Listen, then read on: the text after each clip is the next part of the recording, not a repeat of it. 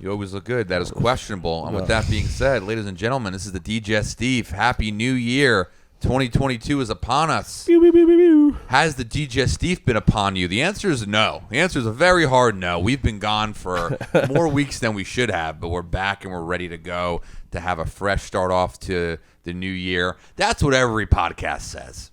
That's a big New Year's resolution. I'm going to start a podcast. I'm going to stick with it. We've stuck with it. We just haven't done it at a level. We haven't put enough self-worth into this. We need to get back. We're just going to ride that beautiful January energy. January energy is a great energy. It's energy full of promise, of hope, of dreams. It's an energy where I'm Sam Mushman, comedian sommelier. Robbie Sco to my left. How you doing, sir? Doing good. Doing good. And more importantly, to our right. It's a month where we look ahead and we get a couple new outfits, and we also drink. We are drinking a lovely scotch that your good friend, the great and powerful Robbie Sco, purchased for you. We're drinking some Johnny Walker Green Label. Is that what this is, right? Cheers, my man. Scotch is interesting. It's interesting that you like scotch, and I think it explains a lot. And it's an iconic spirit. It is a whiskey made from Scotland. A lot of people wonder what is the main differences between bourbon and scotch. A lot of people don't wonder that, but if people did wonder, here they are. To be a bourbon, you got to be in the United States of America. That's where the grain, wheat, and rye and corn need to come from. To be a scotch, you got to come from Scotland. But the other big factor in what makes a bourbon is it has to be at least 51% corn, and also has to be aged in all new American oak casks. That means, what's a new American oak cask? It's something that is owned by a man that Robbie Sco looks like right now with a hat. That hat looks like a man that owns a new American oak cask. It's a cask that hasn't been used yet to age the spirit in.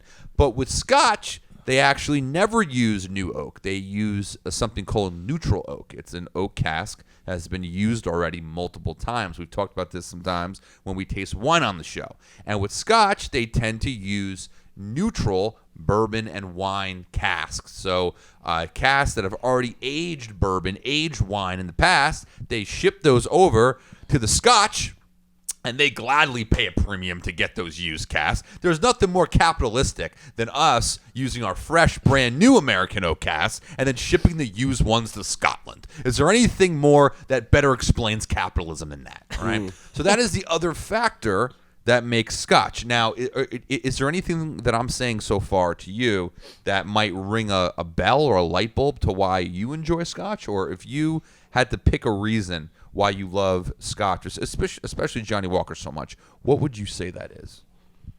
Jerry from Wolfgang's and a person. The gigs. Yeah, so we Jerry. We know because Jerry. a drunk boomer gave you some. That's why you like exactly. Okay. That's the reason I got onto Johnny. Well, the other unique thing about scotch is it's not just fresh malted barley or rye or corn or grain. It's actually the soil is a major part of the process. Some of the soil is called peat.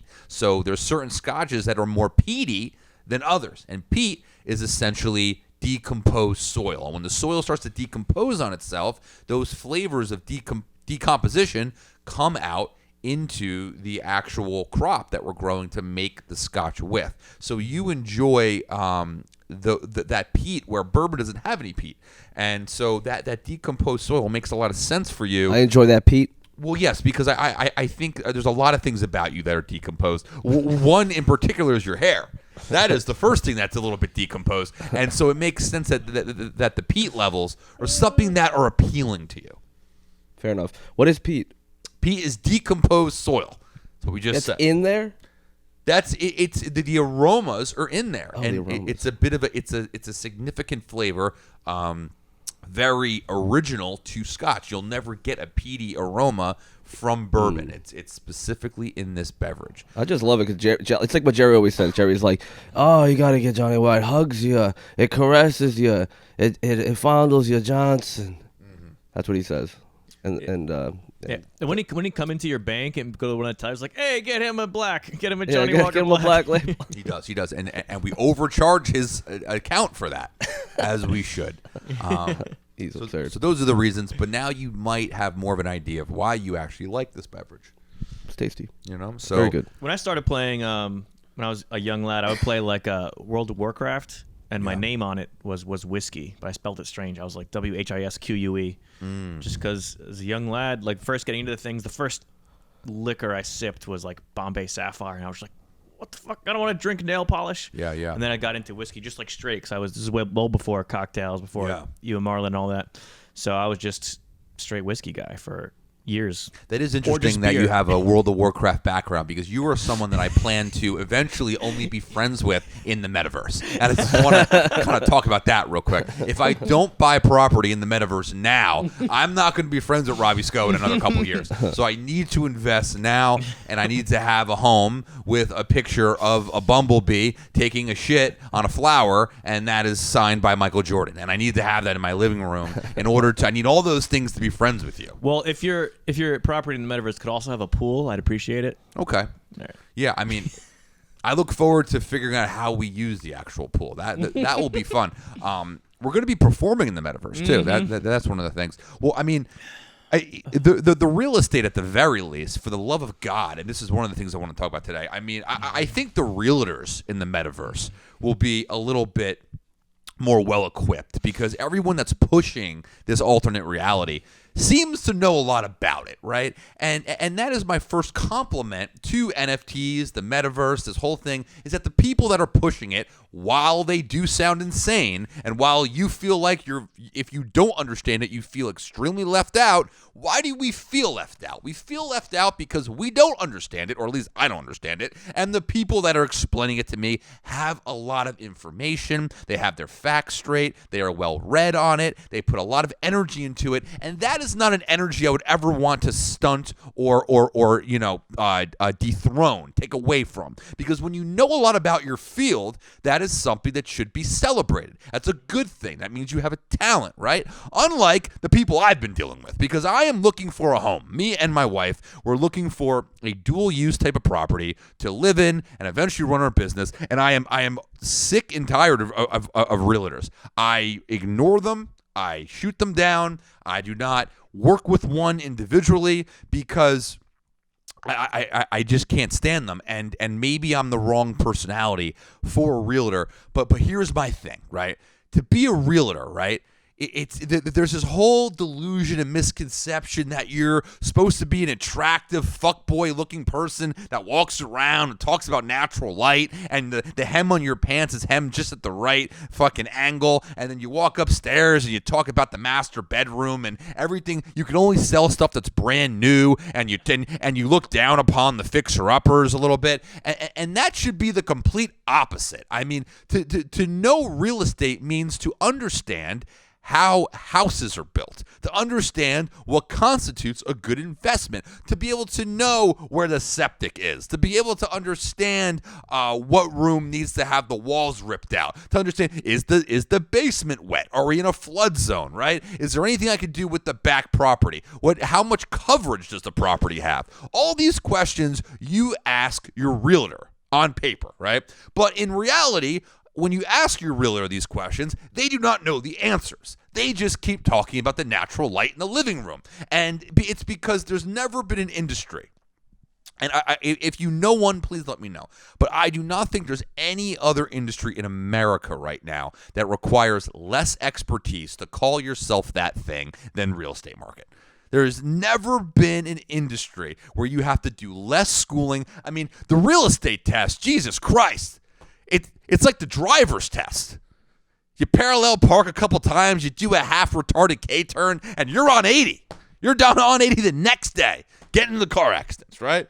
I mean, I've never seen a field, and maybe it's because I work in a field where it's almost unnecessary the amount of information you need to know to do it for what we are doing, right? We talk about fermented grape juice. I'm a sommelier. I work in the wine industry. Am I saving lives? Absolutely fucking not, right? But is the master sommelier test one of the most difficult tests in the world? Yes, it is. I don't know why it is, but it is. It's up there with like becoming a fucking neurosurgeon. The only difference is they're dicking around with your brain, and I'm talking about Malbec, right? So it doesn't add up. I understand that, but from someone that has had to do an exhausting amount of studying to do a certain occupation, I look at realtors and I'm like, okay, we're good. What the fuck is going on? You know.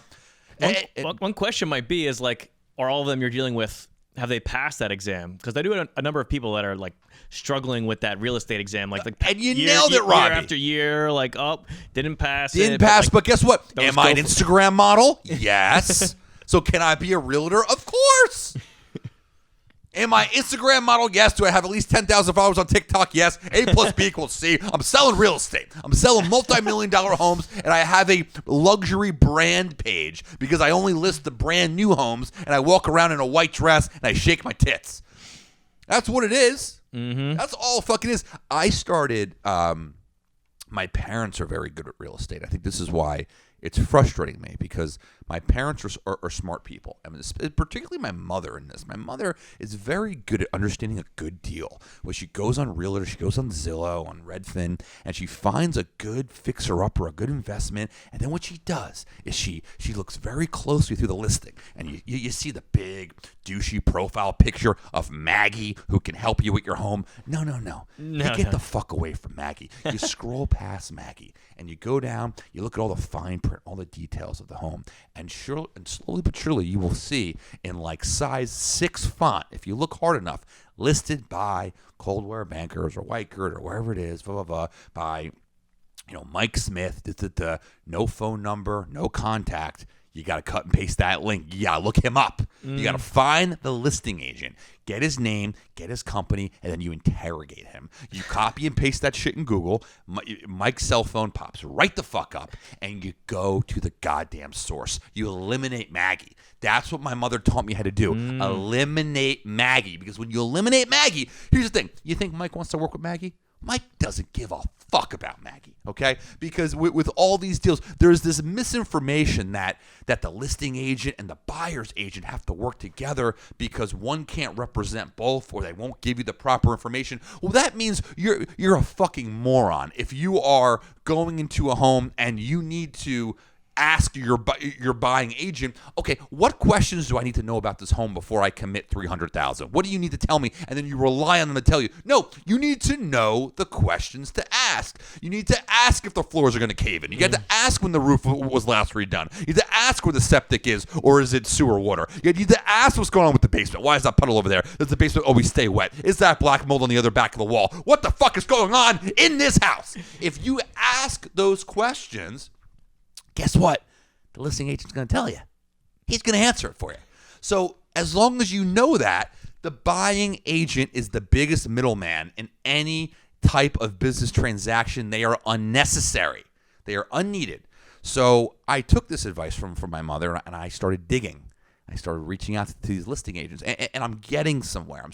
Now I have a bunch of listing agents working for me. Now I got 6 listing agents, and I'm like, keep your portfolios open. I tell them exactly what I'm looking for, and when something comes in, I'm ready to jump on it, right?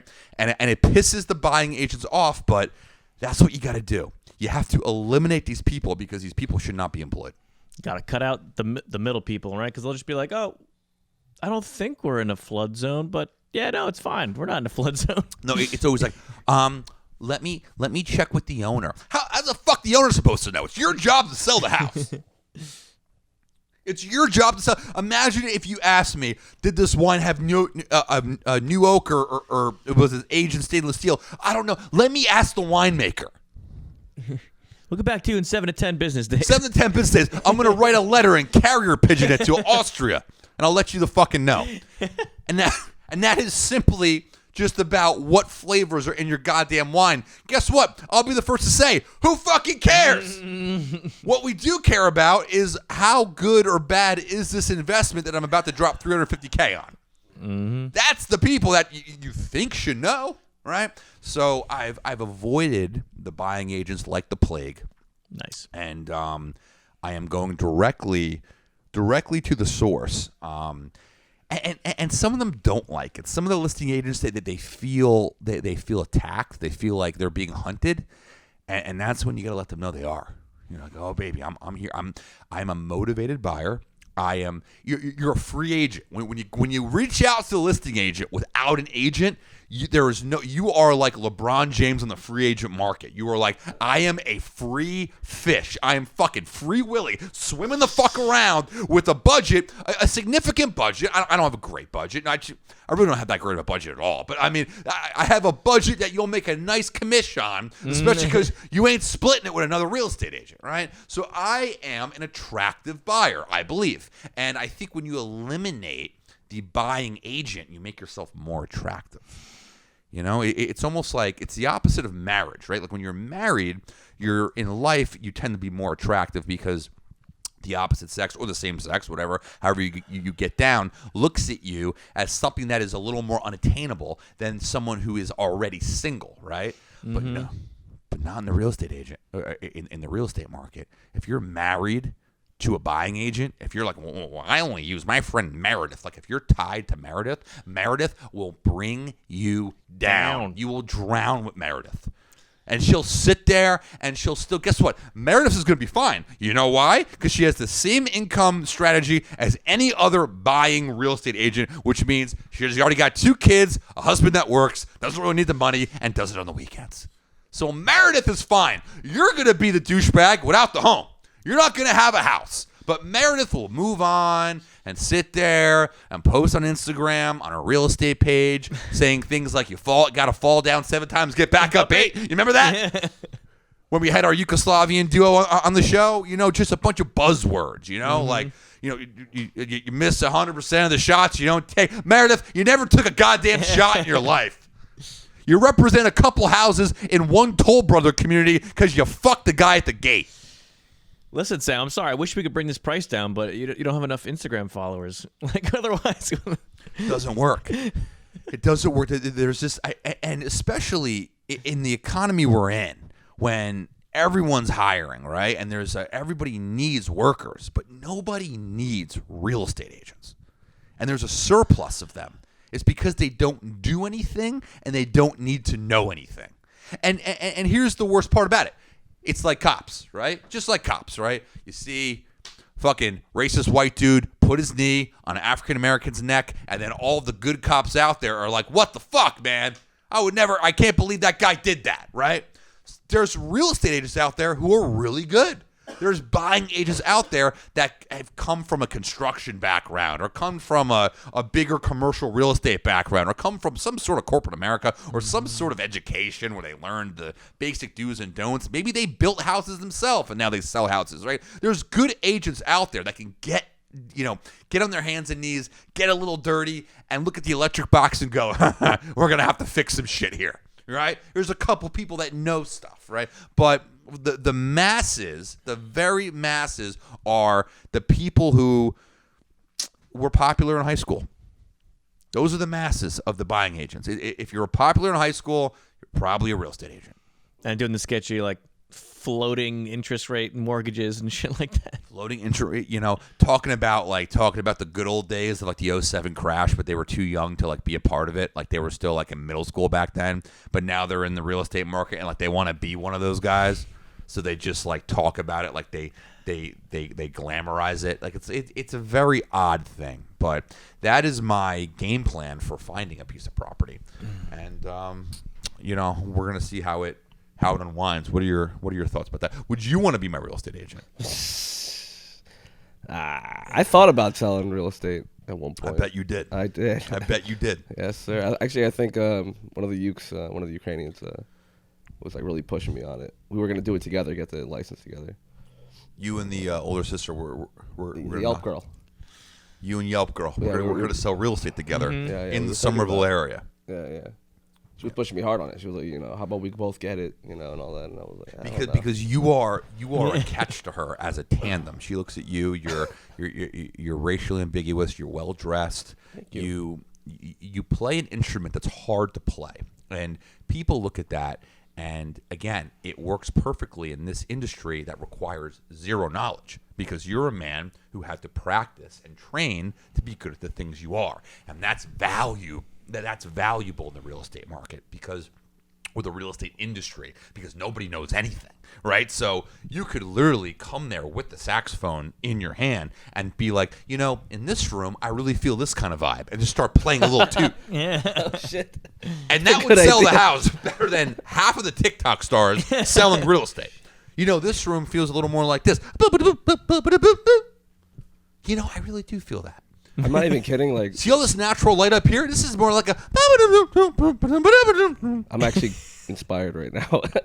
Look at this basement down here. It's a Lower bit of a notes. fixer-upper, but if you put a little elbow grease,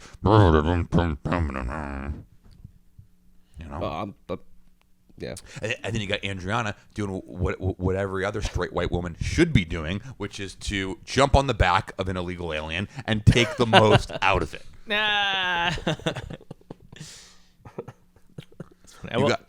Selling properties with sax.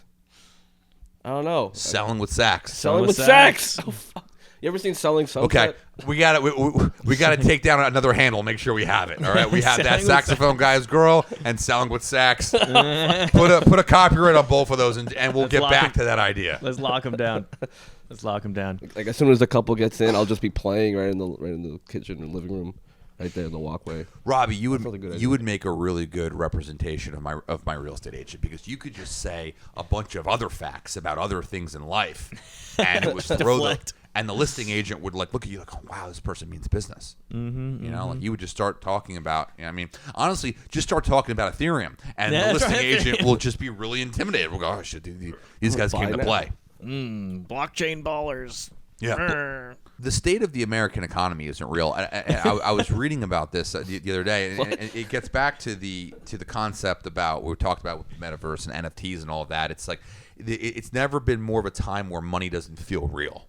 Like things are being priced for certain things, and no one's explaining why. And one guy's on a podcast talking about how he's worth $10 million now because he owns 6 Bored Apes. Like money's not real right now. There's no concept behind it. But then you keep getting yourself in the metaphorical argument, and you keep going around and around the same circle, because you go, well, was anything ever real?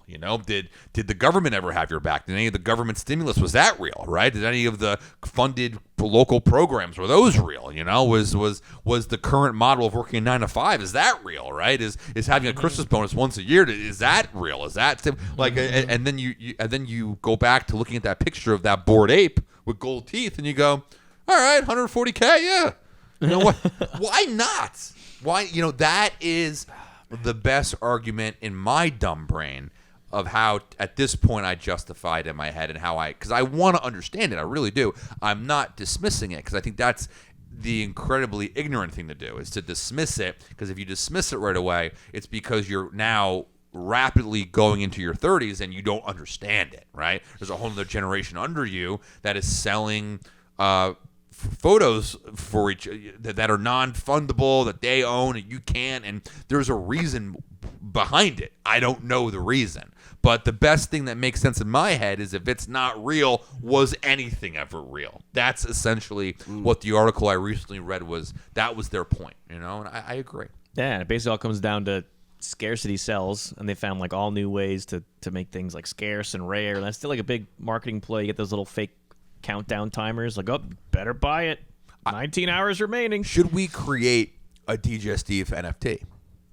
Oh, multiple, right? Of course. And then we have to market them, because that was the one thing I'm reading. You can't just put them up on your blockchain and just sit there and just throw a couple Ethereum and act like it's just going to happen. It's not going to happen. You have to market your NFTs, right? Yeah. How do we do that? And do we start an Instagram account that says the Digestif Realty, and do we post memes that say fall down 7 times, get back up 8? Could that be the beginning of it? Is there something that these realtors are doing? Because none of them are making money, right? So the one, because for one that makes money, for every realtor, every thotty looking sexy realtor that makes money, there's 78 of them that don't, but they all have the same realty Instagram page, right? So are they actually just selling NFTs? Yeah, I think it's more than just Instagram, but certain forums, pages, certain things where these things kind of live, trying to be active in there, and then kind of I have an market it art in there. background. I was an art minor in college. You guys are both have a very artistic background. I think if we combined our heads together and used a couple of these platforms, we could actually design some cool looking NFTs. Oh, for sure. For sure. And then we put them up on blockchain, and we start exaggerating about them on Reddit. I think, right? Is that what you do? Yeah. And yeah, I don't know the names of them, but like outside of Reddit and like other one, there's like certain like NFT type forum things. But also it's not just like static visual art. It's like mobile, like videos, audio, all kinds of things. Give options.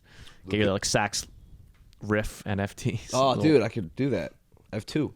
Are you aware of what's happening with the NFTs? Lucas? Ah, fuck. I'm lost. I don't know shit about that. Okay, well, I just know you do Mary. have 2 unique saxophone riffs. I have 2 unique riffs I could sell. I want to buy them from you. One I have 0.25 Solana. Would you take that? The fuck is that? I have Solana. Solana. There's a billionaire in Silicon Valley who has kind of a dumpy haircut and he wears glasses. He kind of looks like who does he look like? That country singer. But he's saying Solana's going to be the next big thing. So I can pay you my Solana for the ownership of your 2 riffs. But now I own them and I can do whatever I want with them. Meaning I can give them Madonna. That's one thing I could do with them. Now, what does that mean when you say you own them? Does that mean I can never play them again at a gig? I'm still trying to figure that part out. But, but what I do know it means is that they're mine and they're not yours. That's pretty much what every NFT expert says. Like that photo of the ape, that is that person's photo. In the metaverse. No, in the reality verse as well. I don't know. Yeah. I don't know shit. Yeah, metaverse is totally a different thing. Confusing.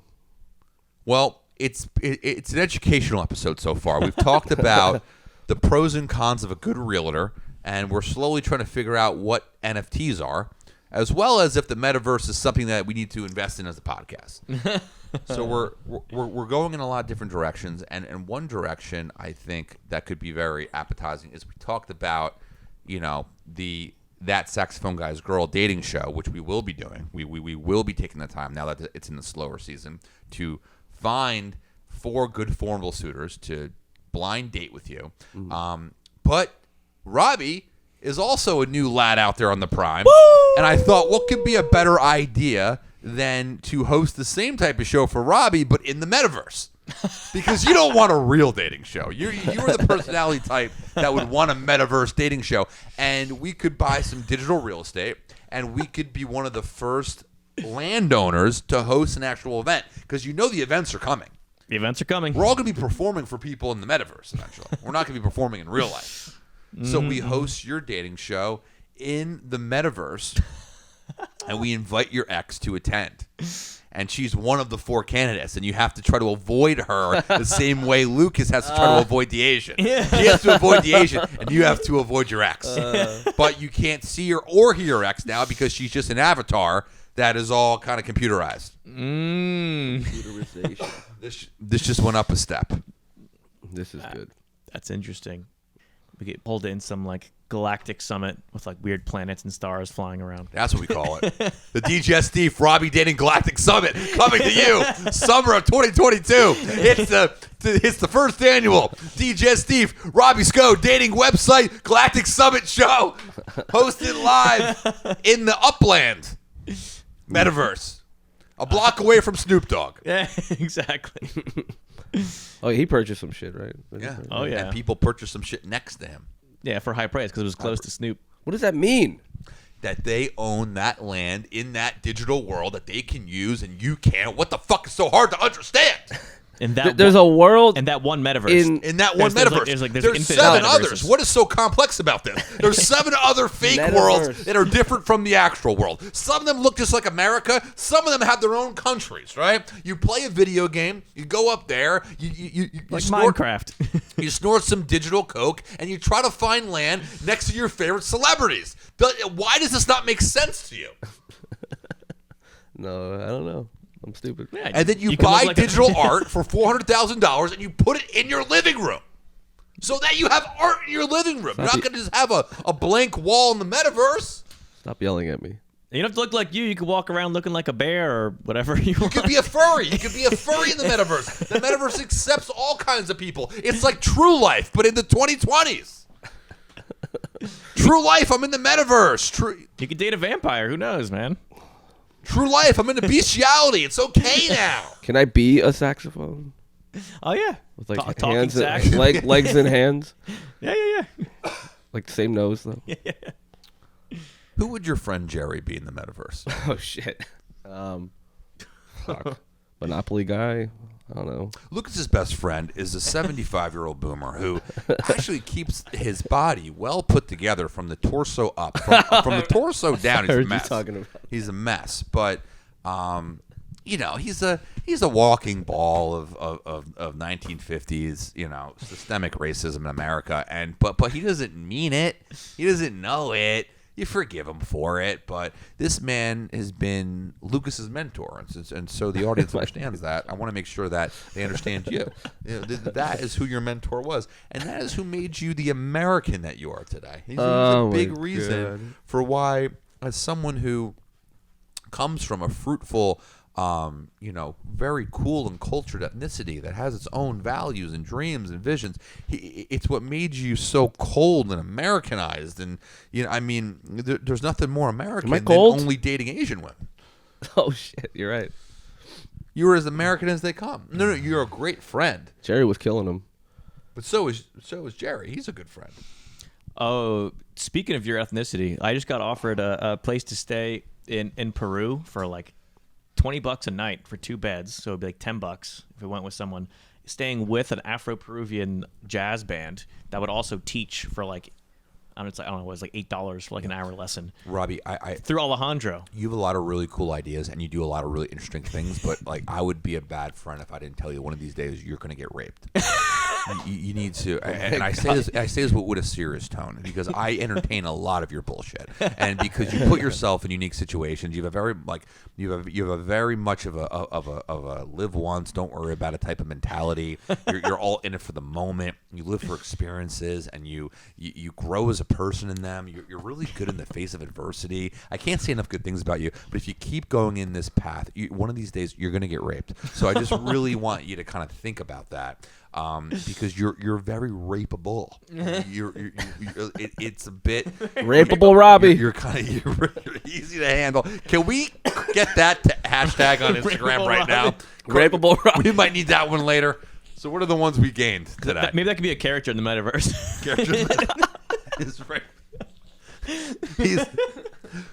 You just bought land next to Rapeable Robbie. He comes out. He's a stick figure, and he's very hard. He's very easy to catch, which makes him so rapeable. All these pedophiles keep moving in. They keep moving in, and you grab him, and you could have dick issues. You could have a small penis. He's a stick figure. He's Rapeable Robbie. He's so rapeable, and there's nothing that's gonna really get in your way.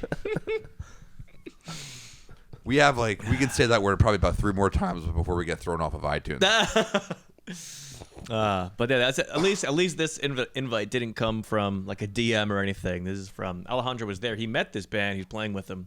So Peru trip. Alejandro is going to be the same exact person in the metaverse. He's not going to change. He's going to sit there. He's going to look slightly high and slightly tired, and he's going to play his guitar very well.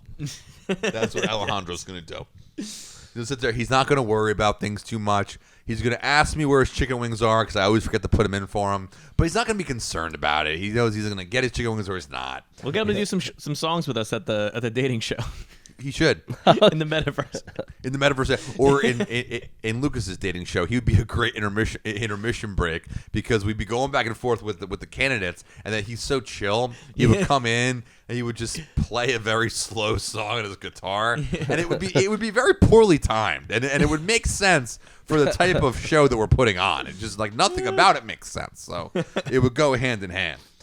But we're gonna run a shorter episode today because my co-host has better things to do, which I respect because we've all had better things to do for the last 2 months. So what are you going to do about it? But, he's in a new place in his life.